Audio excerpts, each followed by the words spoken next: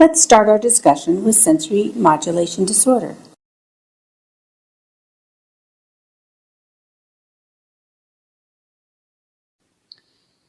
Sensory modulation disorder refers to difficulty regulating responses to sensory input.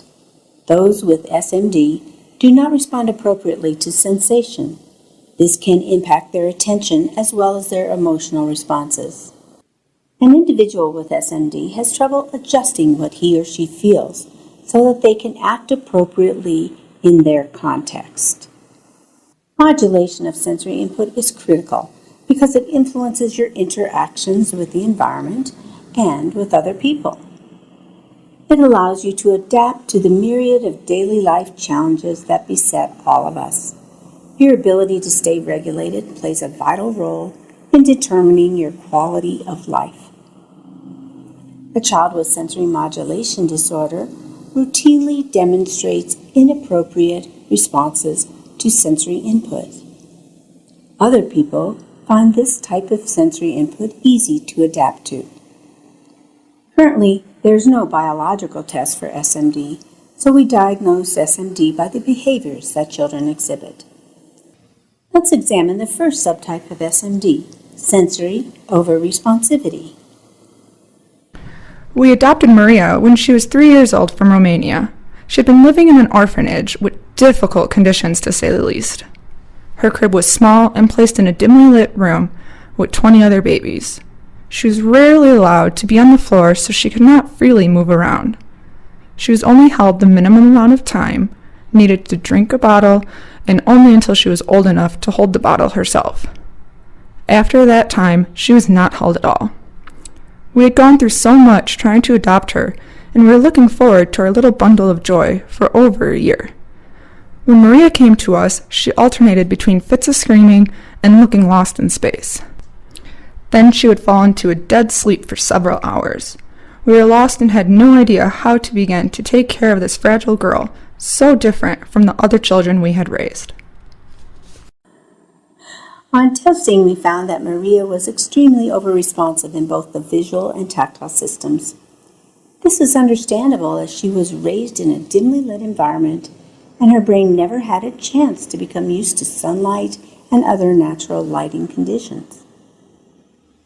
She was not held or cuddled, and she was only touched when she got her diaper changed or needed a shot or something else was done to her.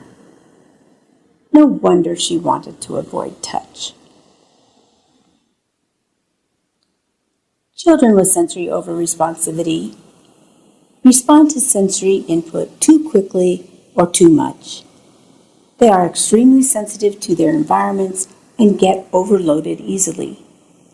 Often these children have temper tantrums or meltdowns when they are required to process a lot of sensory stimuli. For example, they may unexpectedly cry at a birthday party or when visiting a busy store. They may beg to go somewhere but have a meltdown when they get there. Friends may be afraid to play with them because their reactions are so unpredictable.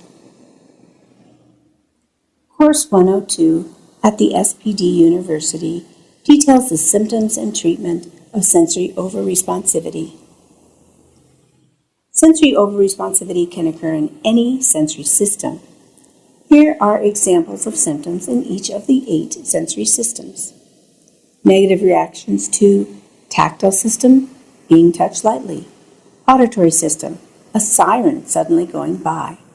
Visual system, bright or flashing lights, including fluorescent light. Smell system, the smell of something you don't like cooking. Taste system, depends on your preferences, but for example, hot, spicy food. And for the 3 less well-known sensory systems, vestibular system, fear of heights, elevators, moving sidewalks, or car sickness. Proprioceptive system, poor strength, poor endurance.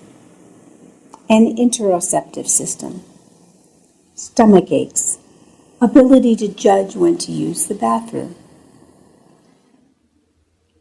Children can be over-responsive in one sensory system, in 2 sensory systems, or in multiple sensory systems. Let's take a look at a short video demonstrating a somewhat subtle example of sensory over-responsivity. This 3-year-old does not like anything touching his hands or face. You will see both auditory and tactile sensitivity. He does not want to keep the earphones on, even though the music, Mozart, offers calm music at a low volume. The tactile sensitivity of the earphones outweighs the enjoyment of the music. Notice also how he withdraws from the shaving cream game, wiping his hands after every encounter with the shaving cream, another significant tactile encounter.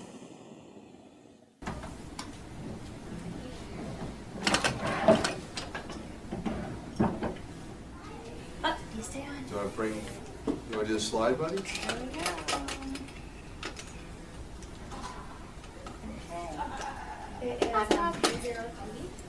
Nope. Who's there? 3, 2, 2. 5, 5. Uh-oh. He does. He needs to be clean. This is not. He needs to go into the box. Oh, thank you. Thank you so much. What is that? You're going to clean the ant. Whoa. Whoa. I put the ant in. Oh, he wants to go with his friend. Let's clean that tire. Oh. Yeah, you're rubbing it in. Do you need some help rubbing? Okay. Rub it off.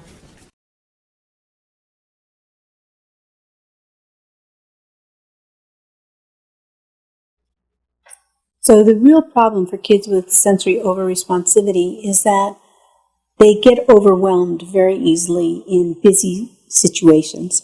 For example, at a sports arena or at a family party, this child will get so overwhelmed they'll run screaming possibly from the room.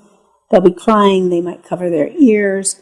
And for children who are like that, people usually think they have a behavior problem. And it's not behavior, it's sensory. And the real problem is that families are told they should get the child fixed or they should have the child have more discipline. And it's not really a disciplinary problem, it's a sensory problem.